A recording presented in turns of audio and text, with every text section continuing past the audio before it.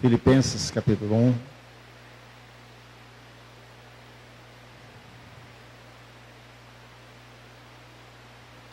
Os versos 8 a 11.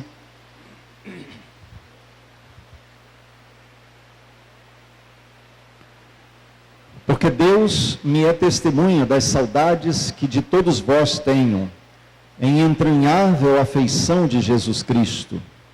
E peço isso, que o vosso amor cresça mais e mais, em pleno conhecimento e em todo discernimento, para que aproveis as coisas excelentes, para que sejais sinceros e sem escândalo algum até o dia de Cristo, cheios dos frutos de justiça, que são por Jesus Cristo, para a glória e louvor de Deus.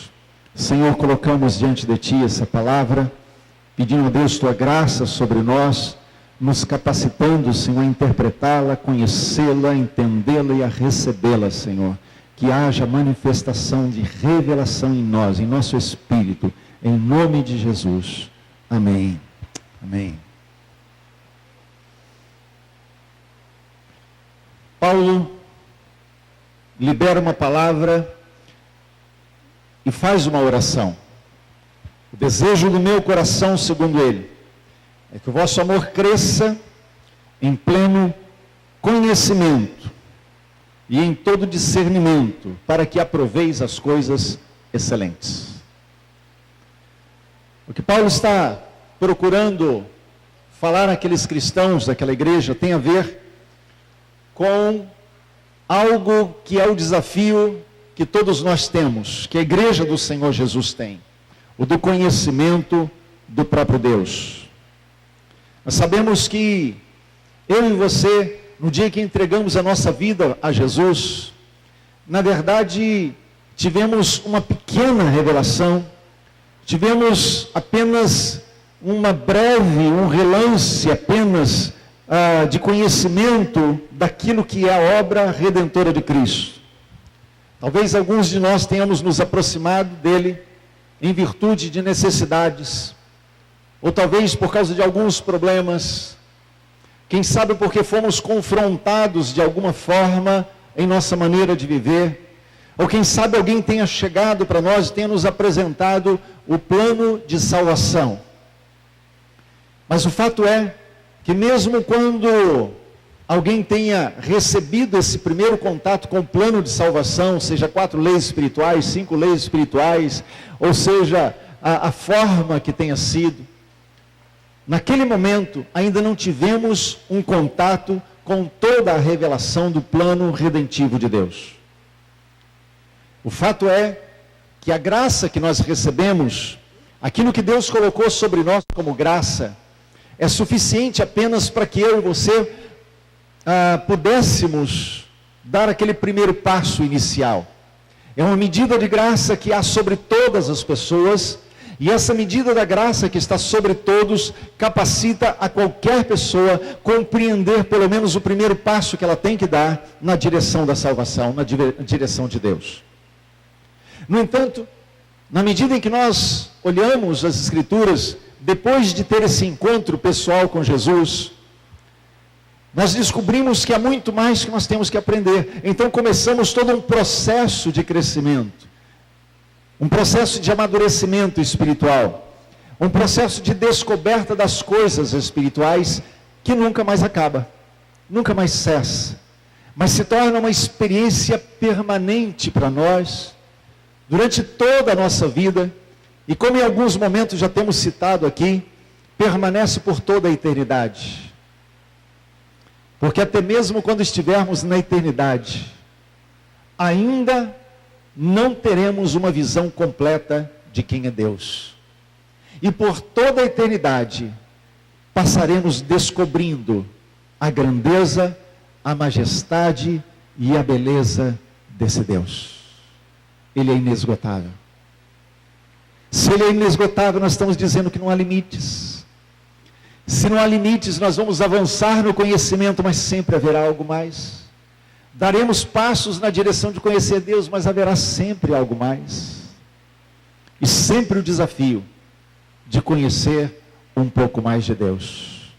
Por isso, quando Paulo está fazendo essa oração, eu oro para que o amor de vocês cresça mais e mais, em pleno conhecimento e em todo discernimento, para experimentardes as coisas mais excelentes.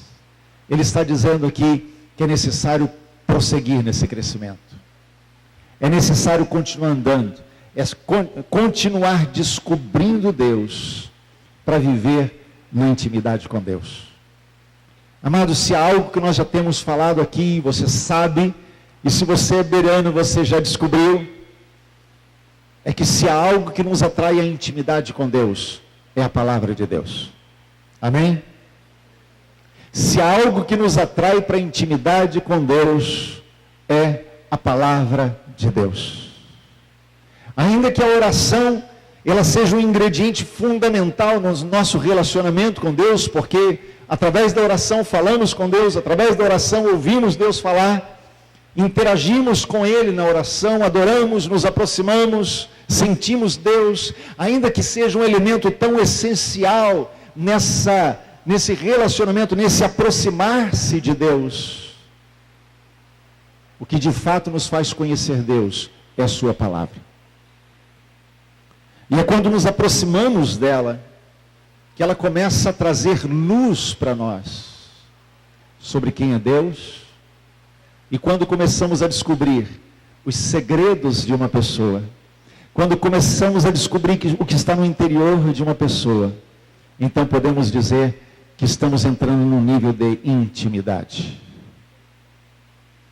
Quando você conhece alguém, e você sabe apenas algumas coisas sobre ela, você não pode chamar de amigo.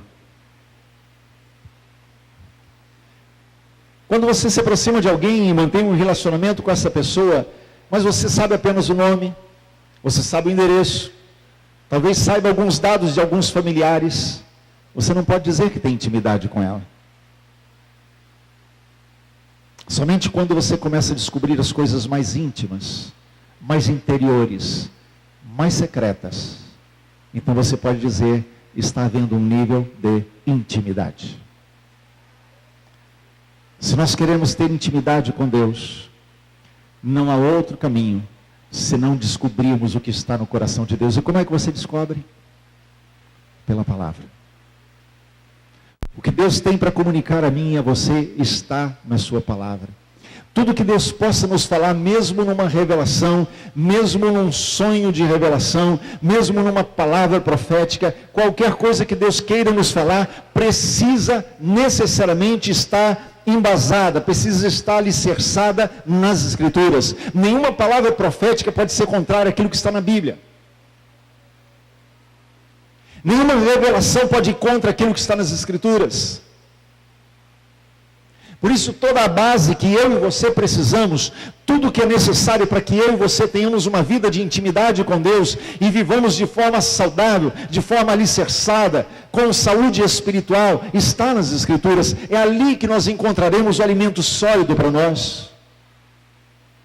A grande questão, amados, é que nós nos contentamos com a superficialidade, muitas vezes nos contentamos em ouvir uma mensagem no domingo, ou uma vez ou outra assistir alguma pregação, uma mensagem, seja no rádio, seja na televisão, e nos acostumamos com a superficialidade, porque não temos nós mesmos o contato direto com as Escrituras. Não é que aquilo que comunicamos aqui seja superficial, descartável, mas quer dizer que você ter o contato com as Escrituras Sagradas será muito mais saudável para a tua vida do que qualquer mensagem que você ouça. Você ter o contato com as Escrituras todos os dias dará a você saúde espiritual que nenhuma mensagem poderá dar.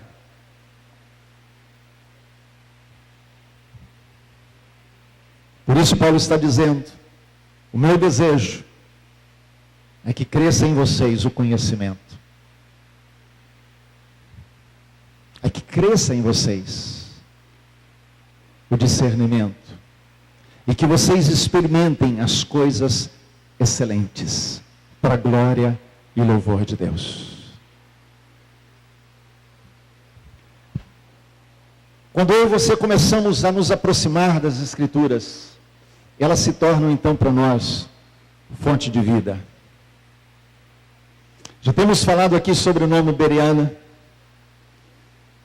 Deus nos deu esse nome para que fosse uma identidade para nós. Amém? O que eu falei domingo passado? Que hoje é o dia? Hoje é o dia da Bíblia. Então hoje é também o dia do Bereano. Amém? Porque se é o dia da Bíblia, é também o dia do que ama a Bíblia. Quando nós olhamos para as Escrituras e sabemos o valor que essa palavra tem. Amados, nós vivemos num país com tanta liberdade, que nenhum outro lugar do mundo tem tantas versões da Bíblia, tantos tipos de comentários como temos no Brasil. É ou não é, Cacá? Outro dia eu estava com ele na loja dele lá e olhando os modelos, e Bíblia da mulher, Bíblia do ministro, Bíblia do executivo, Bíblia de Genebra, enfim, Bíblia Shed, Bíblia Pentecostal, Bíblia Plenitude. São comentários e comentários e comentários e comentários. Uma riqueza dentro de uma liberdade que nós experimentamos, mas que não aprendemos a valorizar. Embora tenhamos tanta liberdade, tanta fartura das Escrituras no nosso meio, ainda não aprendemos a dar o devido valor à palavra de Deus. Por isso não a temos buscado com tanta intensidade, com tanto desejo, não temos colocado nosso coração nessa palavra como deveríamos estar colocando. Então, quando nós olhamos para Atos 17, que fala que os cristãos ali de Bereia, eles eram nobres, tinham um coração nobre. Por quê? Porque quando Paulo falava com eles, eles iam olhar para as Escrituras, eles iam observar o que a palavra tinha, porque eles já conheciam as Escrituras. Não é que eles estavam descobrindo, mas eram amantes da palavra de Deus. Então, quando Paulo vem, eles querem conferir. Não apenas eles não querem receber nada que seja fora daquilo que eles amavam, mas eles querem aprender mais e ouvem e vão desenvolver um conhecimento maior dessa palavra. Ser bereano é ter paixão pela palavra. Amém? Já viu ali? Ser bereano é ter paixão pela palavra. Diz para quem está do seu lado.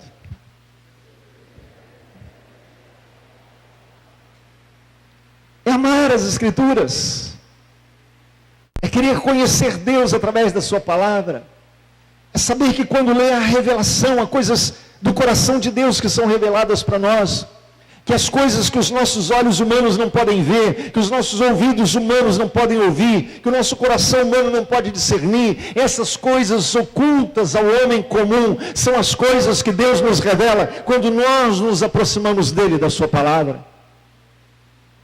Quando os nossos olhos espirituais começam a se abrir, quando eu e você começamos a ler a Bíblia, e ela começa a saltar aos nossos olhos, parece que ela tem vida própria, e ela começa a nos comunicar, nos fala ao coração, o nosso coração salta de alegria, porque Deus está falando conosco.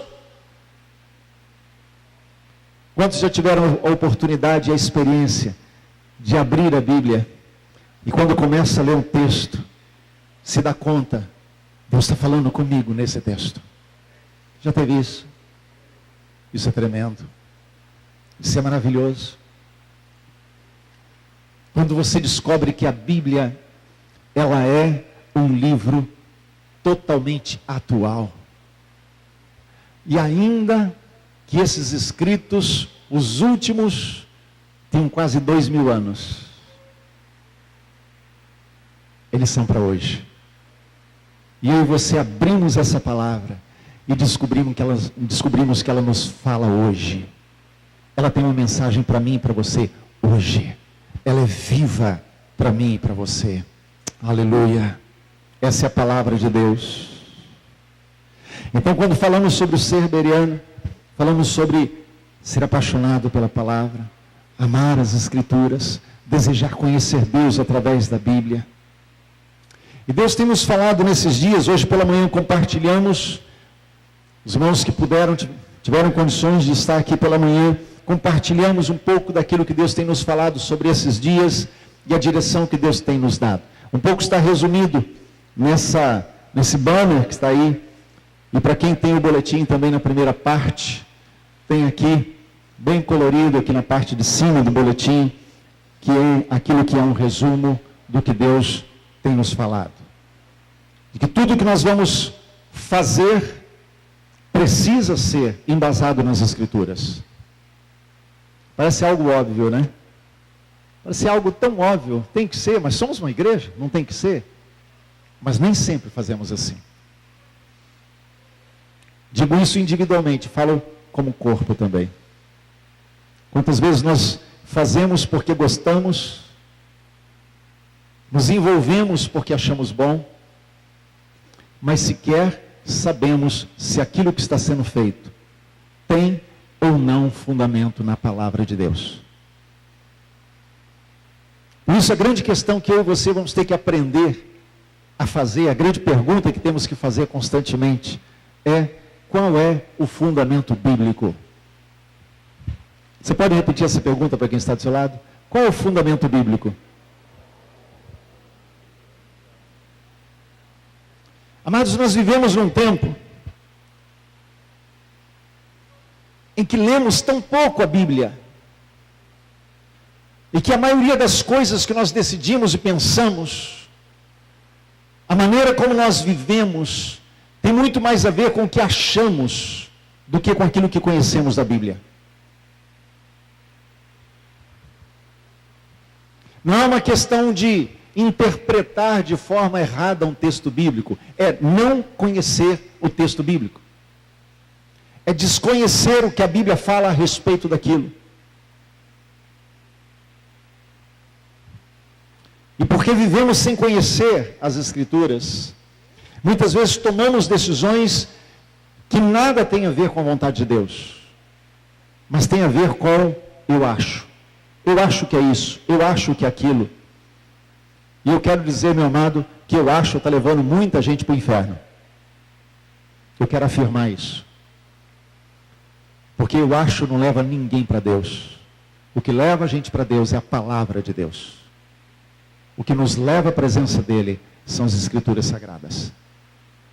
Elas sim, nos dão o alimento espiritual que precisamos. Amém? A palavra de Deus é que gera fé no nosso coração. Se queremos viver para Deus, o nosso chamado em Deus, e aí nós vemos nossa identidade como Bereana, o nosso chamado como igreja apostólica, paixão pela palavra, se queremos viver com intensidade aquilo que Deus tem falado conosco, eu quero dizer, meu amado, que não há como vivermos com intensidade aquilo que Deus tem para as nossas vidas, exceto que busquemos a palavra de Deus. Amém? Hebreus capítulo 11 nos diz que sem fé é impossível agradar a Deus. Isso quer dizer que tudo que eu tenho que fazer para Deus e com Deus tem que ser por meio da fé, porque tudo aquilo que é sem fé desagrada a Deus. Tudo que é sem fé é pecado. E sabe por que sem fé é pecado? Porque tudo que eu faço para Deus, sem Deus, é religião, e religião é pecado. Cristianismo nunca foi religião, cristianismo é relacionamento. Por isso, todas as vezes que eu me aproximo de Deus, sem ser por fé, eu estou me aproximando de Deus por causa de atitudes religiosas. Sem fé é impossível agradar a Deus. Mas o que é que gera fé então no meu coração? A palavra de Deus. Diz para quem está do seu lado, a palavra gera fé. É isso que Paulo fala aos Romanos capítulo 10.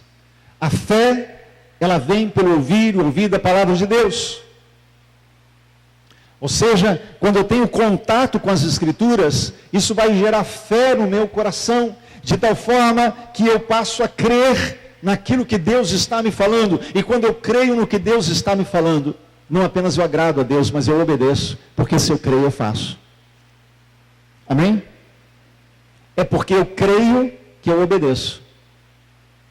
É por isso que sem fé é impossível agradar a Deus, porque sem fé eu não consigo obedecer. Sem fé vai ser religião. Mas quando eu creio, eu obedeço. Quando eu creio, eu faço. É por isso que um princípio para mim, que eu já tenho falado aqui algumas vezes, um princípio básico para mim é que fé não é salto no escuro, fé é obediência. Fé é obedecer. Quando eu leio a palavra, e essa palavra começa a entrar, ela se funde com a minha fé, eu começo a vivê-la, eu começo a obedecer. Ela se torna parte de mim.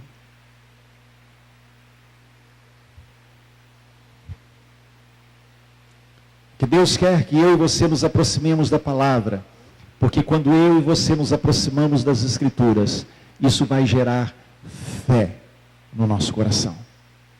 Isso vai gerar fé em mim e em você. Isso é tudo que Deus quer. Sabe por quê, amado? Como eu disse no domingo passado, o único motivo pelo qual Deus nos salvou não foi para fazermos coisas, mas para sermos filhos. O projeto eterno de Deus foi gerar muitos filhos à semelhança de Jesus. Romanos 8 diz que Jesus é o primogênito dentre muitos irmãos. E se ele é o primogênito dentre muitos irmãos, esse é o projeto de Deus, uma grande família. Muitos filhos, gerados espiritualmente, como Jesus falou para Nicodemos, gerados do Espírito. Então, quando eu e você nos aproximamos de Deus em fé, nós começamos a experimentar essa realidade na nossa vida. Começamos a ver essa palavra se tornar viva para nós.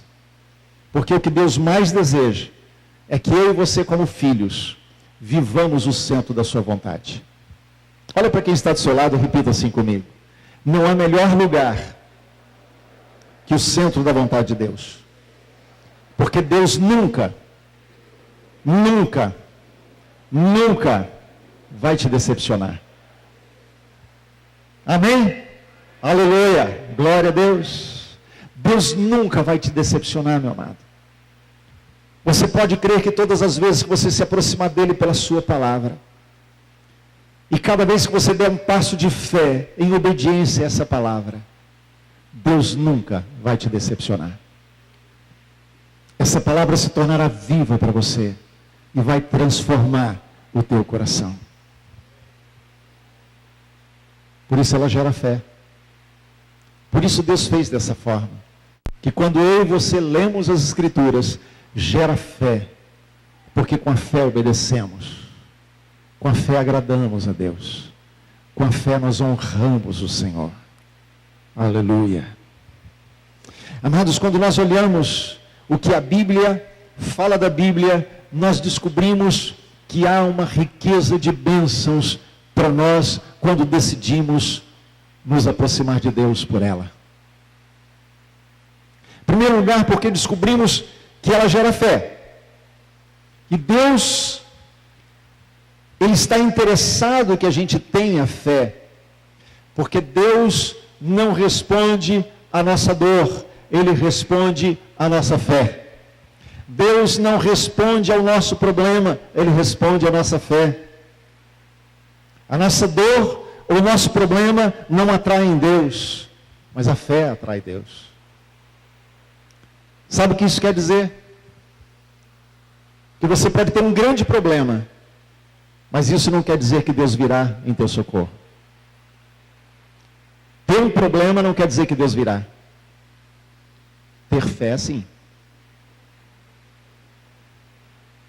Deus quer que nos aproximemos da palavra porque ela gera fé.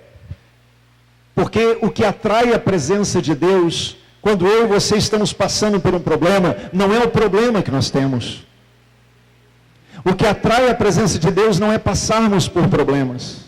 O que atrai a presença é crermos nele. Então ele se manifesta na nossa vida por causa da fé. E a fé é gerada pela palavra. Então a palavra gera fé que traz a presença. Amém? Diz para quem está do seu lado, a palavra traz a presença. A palavra, ela produz vida em nós. Quando nós olhamos, por exemplo, Jesus falando de si mesmo, lá em João capítulo 6, ele fala isso. Que a palavra que ele nos diz, ele diz, a palavra que eu vos digo é vida. Essa palavra que produzirá em nós a transformação de dentro para fora. É a palavra que produz não apenas vida nesse mundo. Jesus disse, eu vim para que tenham vida e vida em abundância. Vida plena. E Jesus é a palavra. Não é isso que ele diz de si mesmo? Eu sou o caminho e a verdade e a vida. João capítulo 1 diz que ele é o verbo, ele é a palavra. No princípio era a palavra, era o verbo. O verbo estava com Deus e o verbo era o próprio Deus. E o verbo se fez carne e habitou entre nós. A palavra produz vida e vida em abundância. E não apenas vida em abundância, mas ela produz vida eterna.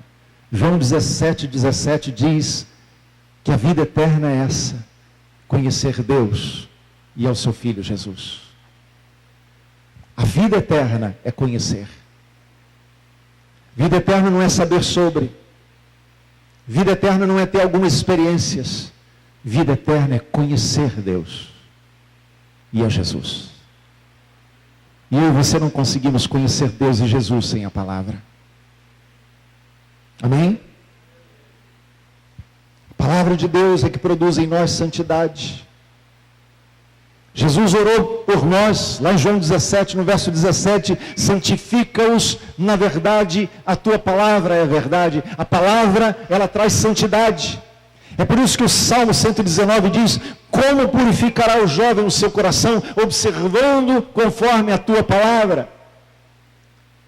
O que é que bloqueia a nossa vida contra o pecado? É a palavra. O que é que gera escudo em nosso coração, na nossa alma, nos nossos sentimentos, nas nossas intenções, nas nossas motivações, para que nós não pequemos? É a palavra. Diz para quem está do seu lado, a palavra é um escudo espiritual. Quando você se aproxima da palavra, quando você começa a ler a palavra, quando você começa a se encher da palavra, ela se torna um escudo espiritual e impede que você ceda ao pecado. Impede que você dê um passo para o erro. Impede que você caminhe sem os padrões de Deus, porque a palavra de Deus vai nortear os teus caminhos. Luz para os meus caminhos é a tua palavra. É luz. É a palavra que vai nortear para onde nós vamos andar, o que vamos decidir. E quando eu e você conhecemos a palavra, quando nós estamos firmes nessa palavra, eu quero dizer para você, meu amado, pode vir a tentação que for, pode vir a pressão que for, podem vir as pessoas falando mal de nós, podem nos criticar como for, eu quero dizer para você, você estará firme, você estará de pé, porque a palavra de Deus é alimento sólido na tua vida. É ela que te manterá de pé, é ela que firmará os teus passos, ela que vai fazer com que você não tropece em alguma pedra. Quando Jesus é levado ao deserto e ali ele é tentado, depois de 40 dias de jejum, Satanás tenta de todas as formas, mas a resposta de Jesus a Satanás é pela palavra, está escrito, está escrito, está escrito. É a palavra que vai gerar em nós o escudo espiritual, que nos impedirá de dar passos em falso, de cairmos e de tropeçarmos. É a palavra que produz em nós a sabedoria de Deus. É a palavra que produz em nós a vida do próprio Deus. Quando aprendemos a andar pela palavra, descobrimos que não há lugar melhor que essa palavra. É por isso que lá em Josué capítulo 1, o Senhor chega para Josué, Moisés já era morto. E Deus fala isso para ele. Josué, Moisés, meu servo, é morto, agora você vai tomar frente. E começa a dar instruções para Josué de como liderar o povo, que ele deveria seguir e conduzir todo aquele povo para tomar posse da terra. Estavam diante de Canaã. Mas Deus dá a Josué uma chave. Deus dá a Josué uma instrução fundamental. Se ele quisesse experimentar o êxito, ele tinha que usar aquela chave. E ele disse: essa palavra que você recebeu, você deve meditar nela dia e noite, para que você vá bem, para que prospere em todos os teus caminhos, não apenas a você, mas todo esse povo contigo. É a palavra que garante o êxito da nossa empreitada. Sabe, meu amado, quando nós andamos na palavra, não existe como errar. Por isso não existe decepção.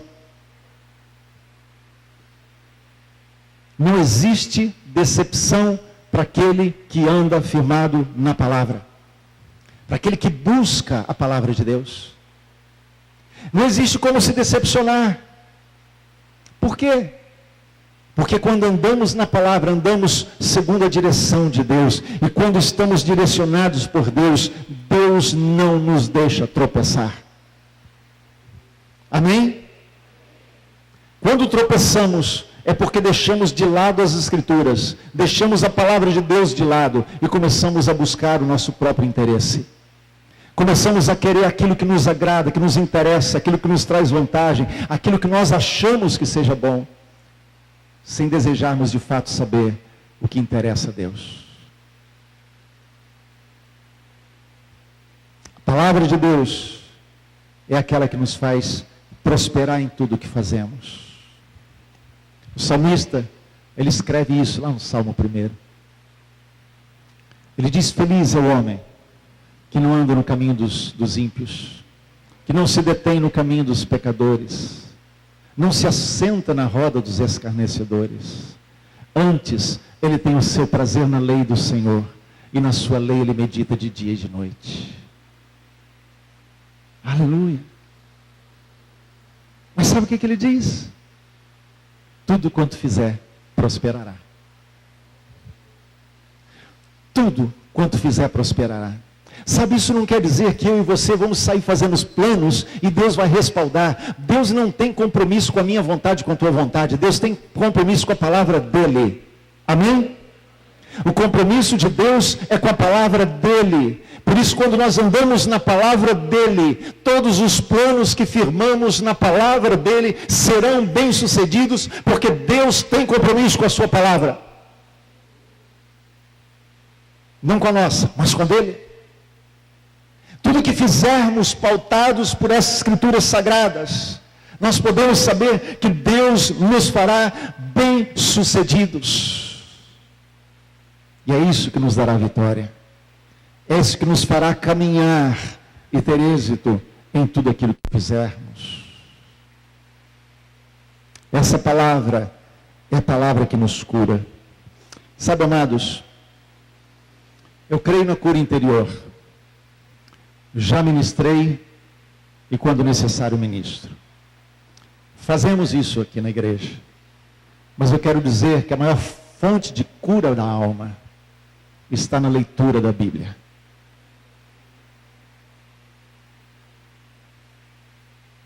A maior fonte de cura está na leitura da Bíblia. Provérbios capítulo 3 diz: será isso saúde para o teu corpo e refrigério para os teus ossos.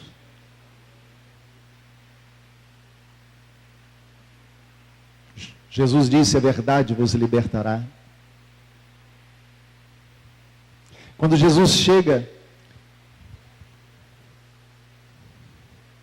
para Pedro, depois dele ter negado, depois da ressurreição, encontra com ele depois, à beira da praia, junto com outros discípulos. Jesus vem e cura a alma daquele homem. Pedro, você me ama? Já pregamos sobre isso. Você me ama? Eu gosto de ti. Pedro, você me ama? Eu gosto de ti. Pedro, você apenas gosta de mim? Sim, o Senhor sabe todas as coisas. O Senhor sabe que eu gosto apenas. Mas nas 3 vezes Jesus diz: apacenta as minhas ovelhas. Jesus fala. E a sua palavra cura. Cura a alma de um homem que provavelmente estava com um peso terrível de culpa sobre os seus ombros. Mas a palavra liberada por Jesus restaura. E faz dele o grande líder daquela igreja que estava nascendo. A palavra de Deus restaura, cura, liberta, produz vida em nós. Aleluia. A palavra de Deus nos leva para a intimidade com Ele.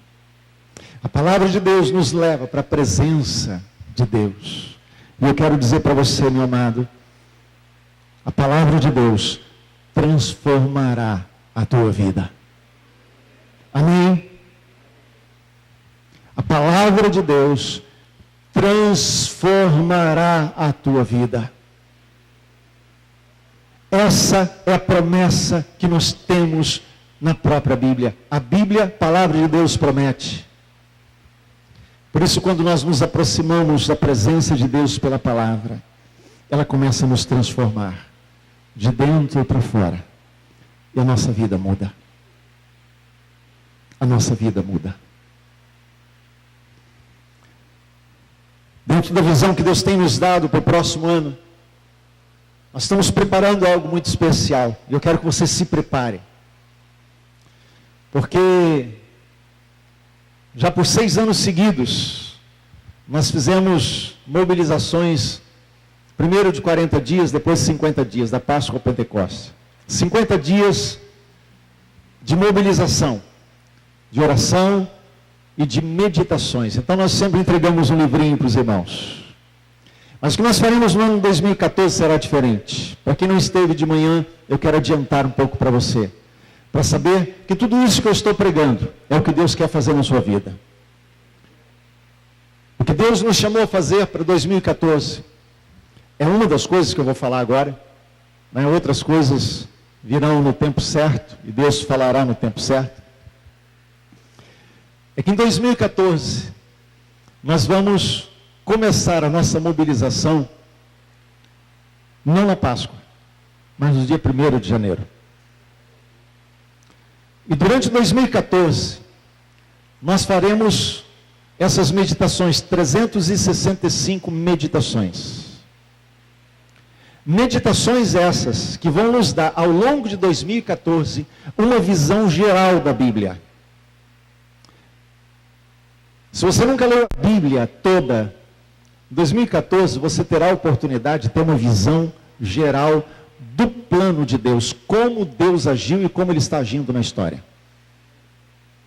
Então nós começaremos dia 1º de janeiro, nós entregaremos as primeiras meditações, possivelmente no dia 1º o livrinho definitivo não vai estar pronto, vai estar na gráfica ainda, mas ficando pronto será entregue aqui, vamos receber apenas uma apostila provisória dos primeiros dias. Mas nós faremos, ao longo de 2014, meditações para conhecermos a Bíblia toda. Por isso nós vamos começar, nos primeiros meses, vendo sobre quem é Deus. Trindade, Deus único, a manifestação de Deus como Pai, Filho e Espírito Santo. Quem é Jesus, a graça, a salvação. A maioria dos crentes não sabe o que é graça. Vamos meditar sobre o que é a graça. Espírito Santo, quem é o Espírito Santo? Como uma pessoa que a Bíblia fala dele, dons, ministérios, serviços, manifestação do Espírito Santo. Depois vamos começar em Gênesis, capítulo 1. No princípio criou Deus os céus e a terra. E vamos começar a caminhar pela Bíblia. No princípio, Deus criou. E vamos olhar então, Noé, os patriarcas, Abraão, Moisés, Davi, e vamos caminhar pela Bíblia, passando pelos profetas, passando pelo exílio, o povo voltando do exílio. Vamos entrar no Novo Testamento e vamos ver a igreja, como ela nasceu, E vamos meditar em Atos dos Apóstolos para ver como o Espírito Santo fez surgir a sua igreja. E todo o processo de crescimento e desenvolvimento da igreja. Depois vamos para Paulo, dentro dos patriarcas. Podemos dizer que Paulo chamamos de apóstolo, mas ele é um patriarca também. Um dos pais da igreja. E vemos Paulo com seus ensinos, cerca de 13 cartas que ele escreve, que norteiam toda a vida doutrinária da igreja cristã. E então vamos chegar em Apocalipse. E veremos sobre as últimas coisas, escatologia. E por último, veremos nos últimos 15 dias do ano de 2014, veremos sobre a herança dos santos. O que está reservado para mim e para você no céu? Então, durante 2014, faremos uma jornada pela Bíblia. E teremos a oportunidade de conhecer de uma forma panorâmica todo o projeto redentivo de Deus, do que Deus fez no passado e para onde Deus está nos levando. Amém? Isso porque o que Deus deseja é que eu e você nos aprofundemos mais na palavra. Ainda há mais coisas, não há tempo aqui para a gente falar tudo que falou domingo, hoje de manhã. Hoje nós gastamos ali 1h30 para explicar tudo que Deus está nos falando para esses dias. Mas o essencial é que você saiba disso. Deus está nos chamando para ser bereanos, apaixonados pela palavra. E apaixonados pela palavra. A palavra que nós temos, a direção que nós temos para 2014 é mergulhar na palavra. Nós vamos mergulhar na presença, através da palavra. Vamos conhecer Deus, vamos descobrir Deus, vamos desenvolver intimidade com Deus, através da sua palavra. Será o ano da descoberta de Deus, o ano da revelação de Deus, o ano em que a palavra se tornará viva para mim e para você. Amém? Em nome de Jesus. Vamos ficar de pé.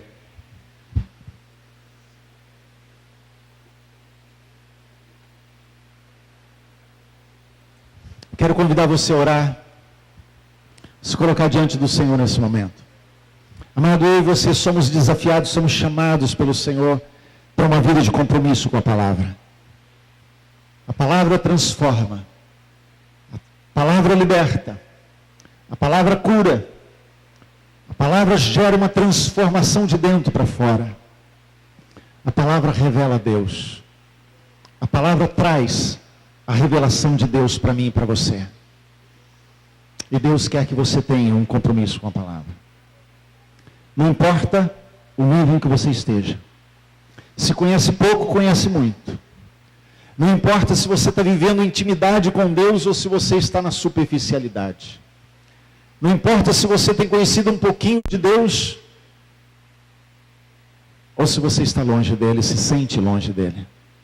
Eu quero dizer para você, a palavra produzirá na tua vida as mudanças que precisam acontecer.